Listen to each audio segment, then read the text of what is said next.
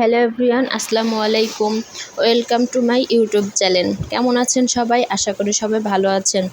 আজকে আপনাদের মাঝে একটি নতুন রেসিপি শেয়ার করব। রেসিপিটি হচ্ছে ডাল বড়া। চলুন কথা না বাড়িয়ে আমরা রেসিপিতে চলে যাই। আমি প্রথমে অল্প কিছু পেঁয়াজ কুচি নিয়েছি, মরিচ কুচি নিয়েছি, তার ভিতরে আস্ত ডালটা দিয়ে দিয়েছি। ডালটা কিন্তু আমি বাটিনি।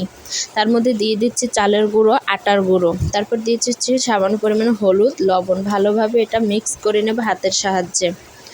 তারপরে আমি চুলোয় তেল গরম করে নিয়েছি। এবার তেলটা গরম হয়ে গেলে আমি একটা একটা করে বড়া দিয়ে দিচ্ছি। এটা কিন্তু আমি কোনো শেপ দিইনি, জাস্ট শুধু হাতের মাধ্যমে ছোট ছোট করে দিয়ে দিচ্ছি। এটা এক পাশ হয়ে আসলে আমি ভালোভাবে উল্টিয়ে নেব। এটা মনে রাখতে হবে, এটা কিন্তু অবশ্যই অল্প আঁচে ভাজতে হবে।